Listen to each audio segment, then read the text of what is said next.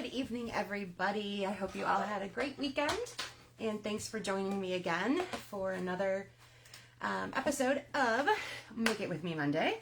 Very much appreciate that. Let's see, just getting a couple things organized here before we get started. Realized I forgot to grab a block for my sentiment, so I'm going to put this up here right now, just in case you haven't reviewed or you need to review again what we need for tonight. There's all the materials you'll need. And then again, don't forget your usual scissors, adhesive, etc. And I did also mention, hopefully you caught that in the post, try to have a paper trimmer on hand. If not, you could do that last little bit on your own after you see the video. It's a very quick little thing that, again, you could do. You don't have to worry about doing it on camera with me. So if you don't quite have that handy, no worries. If you have time to grab it, that would be great. All right, I'm just going to get my stamp mounted quick here. All right, let's take a look at what we've got. We need a card base that is 5.5 by 8.5 and scored at 4 1/4. Tonight I'm going to be using mint macaron. Then you need a piece of cardstock or designer series paper, your choice. That is 3 by 4, and we are going to use it horizontally so that the 4-inch is the width, if that makes sense.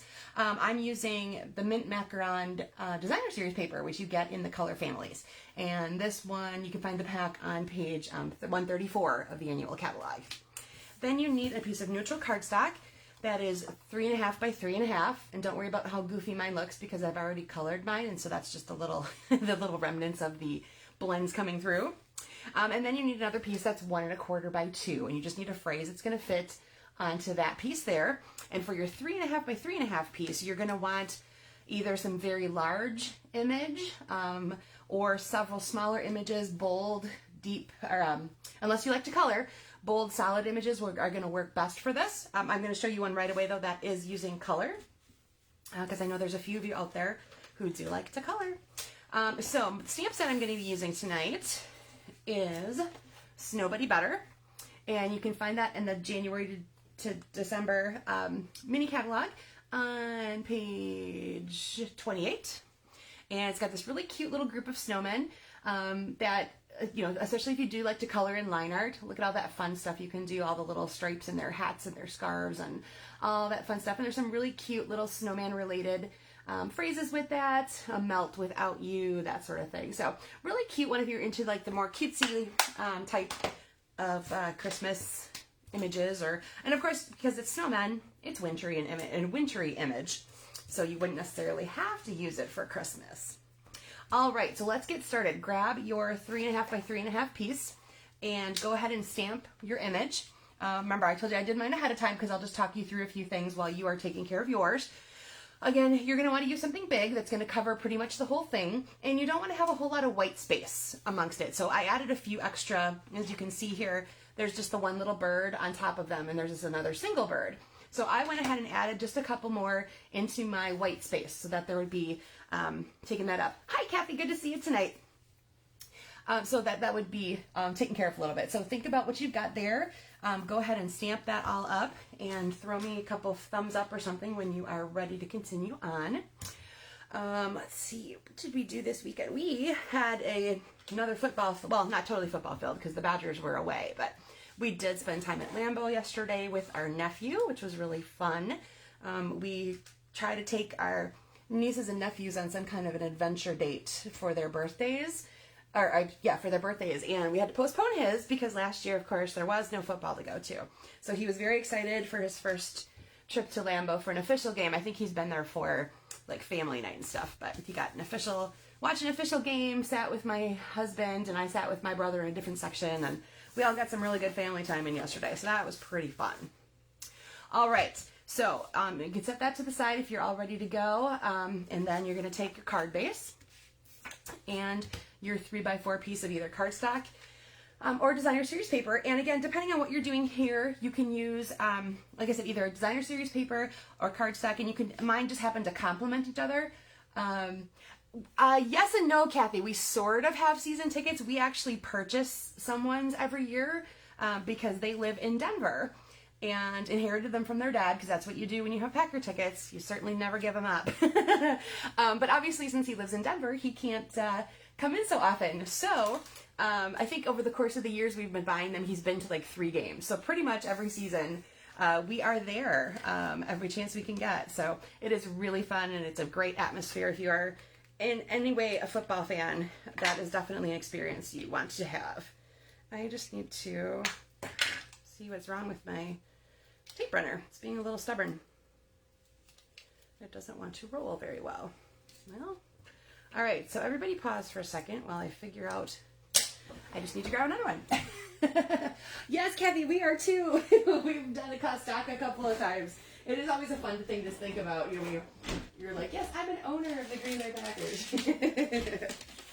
All right, so something got stuck in my tape runner, so give me 1 second. I'm just going to have to replace those. Whoopsie. Sorry about that. My knee found the edge of the table. All right, let's try that again. Let's see if this one's better. Yeah, I think it fits. Feels good. Okay, there we go. We're back in business. Okay, so adhesive on the back of your 3x4 piece. And then you're going to want to put that about in the top 2/3. You know, so not necessarily in the middle, more toward the top. Precision.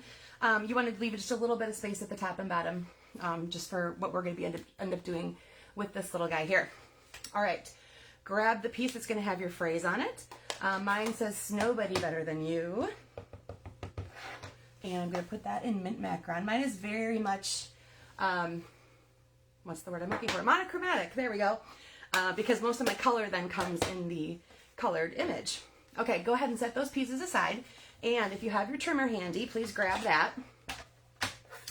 Now, keeping in mind orientation, if you have an image like mine where it's definitely going to need to be put back together the right way. If you have just randomly stamped, you don't really have to worry about what's top and bottom and all that kind of stuff. So, all right, we're going to make 3 different cuts, and I'm going to bring this, where did it go? Here we go. Bring this back in for a second. So you might want to make note of these: 2 3/4, 1 3/4, and 1/2. Just in case. Message. Oops, I forgot to silence my phone. Sorry about that. All right, 2 3/4. So put it over to the 2 3/4 mark. I'm going to bring this up because you probably can't see. There we go. 2 3/4 mark. And run it through. And then just set that aside. Then move it over to the 1 3/4. And run that through. And then go to the 1/2 inch. Now, these are all going to end up being just a little bit different size, which is part of the fun of putting it back together in the end. All right, there we go. Okay, now you've got your image in puzzle pieces, essentially, and we're going to put it back together on top of this 3x4 piece. Now, if you want to, you can use dimensionals and just put a little one at the top and bottom of each of these pieces. If you want it to be raised up a little bit, I'm going to tape mine down directly for this little part. And since it's going to be just a little, you don't need the tape to go all the way to the edges. Now, what I have found is it's easier if I turn this on its side, because I can visually look at that a little bit better. And I would start with the first, or the leftmost piece, and then the rightmost piece.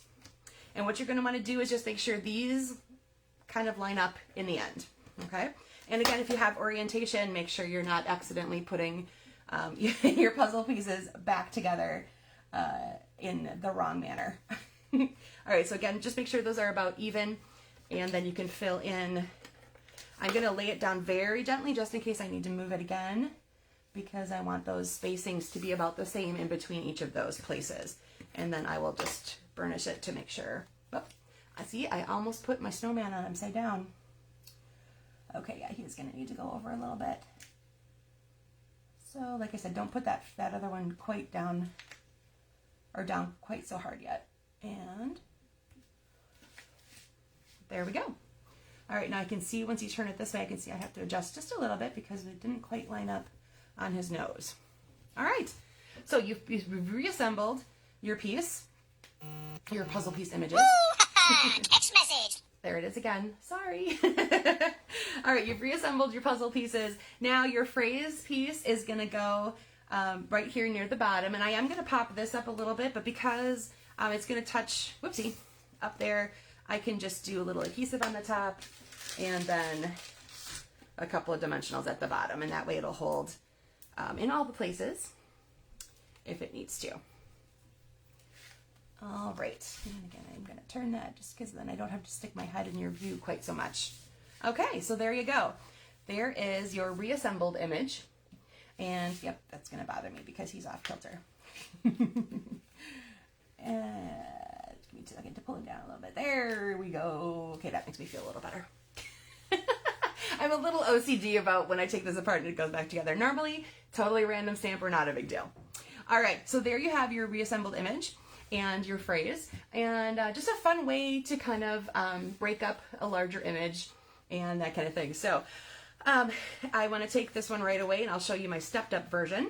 So same thing, I did the coloring exactly the same, cut the exact same way. This time though, I added a piece of white behind my designer series paper. So you can see there's just a little pop of white back there. And I also added the snowflake images to my phrase and a little bit of silver twine behind. And the silver twine you can find in the annual catalog on page 140. It also comes with gold, so you have the two together, which is really kind of fun. All right, and again, those pictures or those images are all from Snowbuddy. Snowbuddy Better, there we go. All right, let me show you a couple other ones I made with the same idea. Here is one with the Celebrate Sunflower set. Let me move these out of the way here.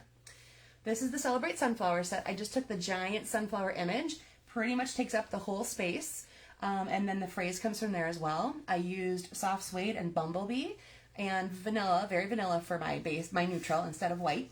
And then colored with blends, I used the bronze and the suede and the daffodil, I believe, to get all of those, and mango, to get the sunflower all pretty like that. That image is so striking, just all on its own. I absolutely love it. And I did put a little bit of a step up here with the espresso ribbon, and you can find that annual catalog, page 140.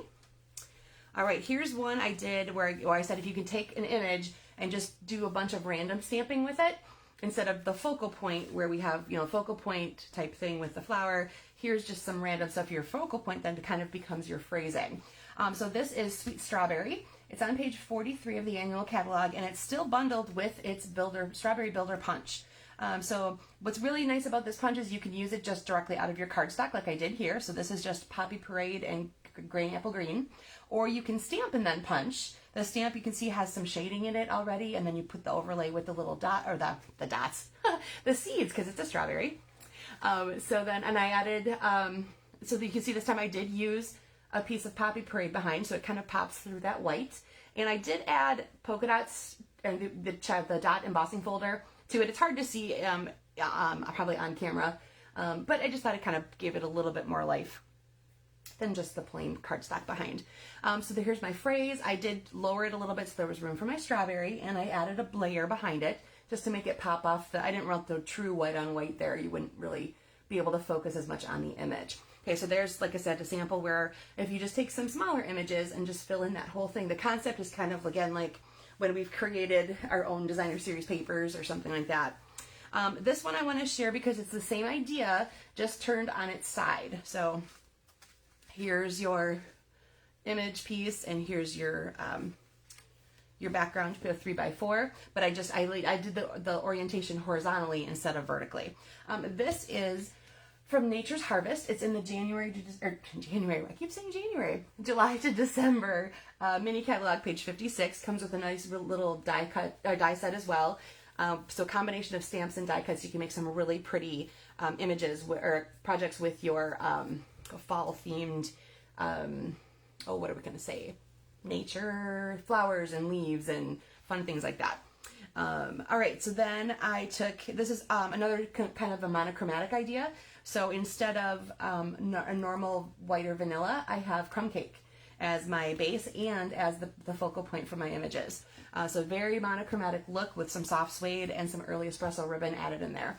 And what I did is, this is a larger stamp with several of the, is that Lazy Susans? What I don't remember what those flowers are. I know it's not Daisy because they're all pointing down.